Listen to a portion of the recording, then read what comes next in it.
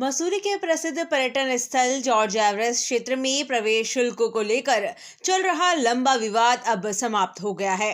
उच्च न्यायालय ने एक ऐतिहासिक फैसला सुनाते हुए जॉर्ज एवरेस्ट क्षेत्र में लिए जा रहे प्रवेश शुल्क को तत्काल प्रभाव से निरस्त कर दिया है। न्यायालय के इस आदेश के बाद क्षेत्र में खुशी की लहर है और पर्यटकों ने भी बड़ी राहत की सांस ली है। जॉर्ज एवरेस्ट क्षेत्र पिछले कुछ समय से राष्ट्रीय स्तर पर चर्चाओं में है। आरोप है कि यहाँ लगभग 27,000 करोड़ रुपए की सरकारी भूमि को मात्र 1 करोड़ रुपए सालाना की लीज पर एक निजी कंपनी को दिया गया है। इसके अतिरिक्त कंपनी द्वारा मुख्य मार्ग पर बैरियर लगाकर स्थानीय निवासियों और पर्यटकों से भारी वसूली की जा रही थी। स्थानीय निवासियों ने इस अवैध वसूली के खिलाफ पहले उपजिलाधिकारी और नगरपालिका प्रशासन से गुहार लगाई, लेकिन सुनवाई न होने पर उन्हें न्यायालय का दरवाजा खटखटाना पड़ा। उच्च न्यायालय के स्पष्ट आदेश के बाद अब जॉर्ज एवरेस्ट क्षेत्र में जाने वाले किसी भी व्यक्ति या वाहन से प्रवेश शुल्क नहीं लिया जाएगा। स्थानीय लोगों का मानना है कि इस फैसले से न केवल आम जनता को आर्थिक शोषण से मुक्ति मिलेगी, बल्कि मसूरी के पर्यटन पर भी सकारात्मक प्रभाव पड़ेगा। स्थानीय जगपाल कुसाई ने इसे न्यायपालिका की जीत बताते हुए आम लोगों से लिए जा रहे टोल टैक्स को अवैध करार देते हुए कहा कि न्यायालय के आदेश आने के बाद भी एक निजी कंपनी द्वारा टैक्स दिया जा रहा था, जिसका विरोध किया गया और न्यायालय की कॉपी उन्हें दी गई। स्थानीय निवासी प्रकाश राणा ने कहा कि न्यायालय में सभी साक्ष्य पेश किए गए। इसके बाद न्यायालय ने उनके पक्ष में फैसला दिया है। उन्होंने कहा कि कंपनी द्वारा प्रत्येक व्यक्ति से 200 रुपए, एक वाहन से 1000 रुपए वसूले जाते थे। स्थानीय निवासी जोसेफ ने बताया कि एक निजी कंपनी द्वारा मुख्य मार्ग पर बैरियर लगा दिया गया था और वहां पर स्थानीय लोगों और पर्यटकों से अवैध वसूली की जा रही थी, जिसकी शिकायत उन्होंने उपजिलाधिकारी, नगरपालिका और अन्य विभागों में भी की, लेकिन न्यायालय का सहारा लेना पड़ा और न्यायालय द्वारा उनके पक्ष पर फैसला दिया गया है। सर, ये 1.5 साल तक हम बहुत परेशान रहे। इन्होंने आम जो सड़क है वहाँ पर इन्होंने बैरियर लगा दिया था और हम आम सड़क पे बैरियर लगाने के बाद फिर हम नगर पालिका, एसडीएम के पास, पुलिस में, हर जगह हमने कंप्लेंट डाली। हमारी कोई सुनवाई नहीं हुई। हर कोई यही कहता था, सारे पुलिस अधिकारी और जितने भी, आप कोर्ट का सहारा लो। पर्यटन विभाग के पास गए, वो कहते कि कोर्ट का सहारा लो। हम लास्ट में कोर्ट में गए। 17 मार्च, पिछले साल के 17 मार्च को कोर्ट के ऑर्डर आए कि ये बैरियर नहीं लगा सकते, बैरियर इलीगल है। बैरियर हटने के बाद भी फिर क्या कि इन्होंने बैरियर यहाँ आगे शिफ्ट कर दिया, यहाँ से भी ये टोल कलेक्ट करने लग गए। उसके बाद फिर हमने अपनी लड़ाई जारी रखी। कोर्ट से लास्ट में कल हमारा फाइनल ऑर्डर आया, ये किसी भी तरह का टोल कहीं से भी, ना किसी टूरिस्ट से, ना किसी लोकल से, कहीं भी कोई टोल कलेक्ट नहीं कर सकते। और ये रास्ता जो जाता है पूरी भद्राज मंदिर है वहाँ तक का ये रास्ता है, वो डेड एंड है, वहाँ तक ये कहीं भी टोल नहीं ले सकते। ये कोर्ट के ऑर्डर हैं सर।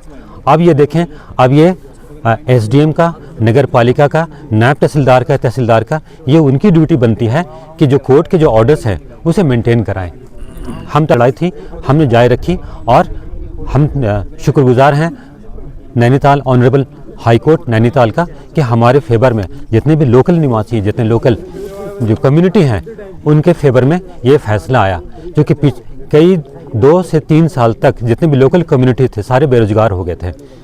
किसी गाड़ियाँ चलती थी, कोई गाइड का काम करता था, कोई बर्ड वॉचिंग कराता था, सब के सब बेरोजगार हो रखे।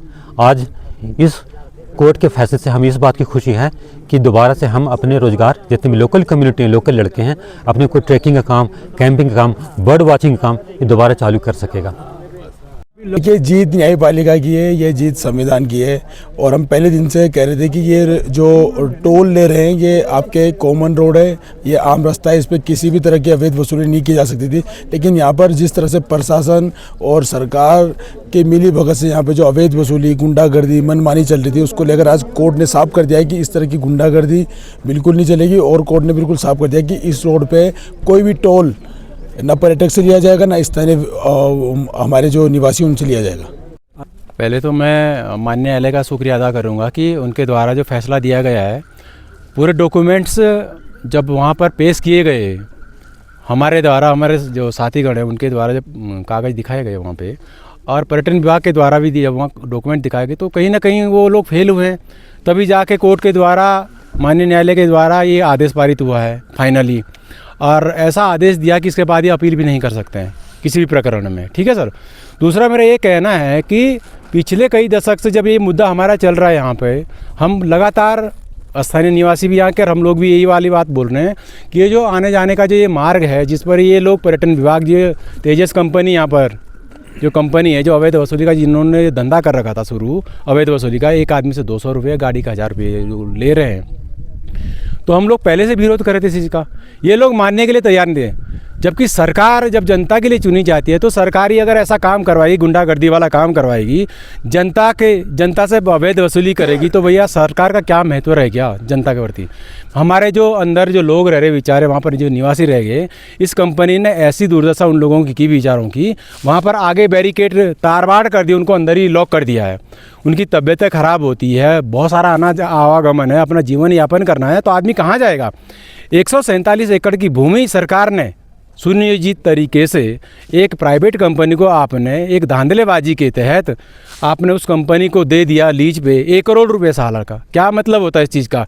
इतनी महंगी संपत्ति क्या हमें भी दिलवा दो, इतने सारे लोग हैं, और उनको क्यों दिलवाए। स्थानीय लोग यहाँ के कोई था नहीं, कोई यहाँ पे स्थानीय लोगों को दिलाते ना ये वाली कंपनी, ताकि लोगों को यहाँ रोज़गार मिलता। आपने एक प्राइवेट कंपनी पकड़ ली जिसमें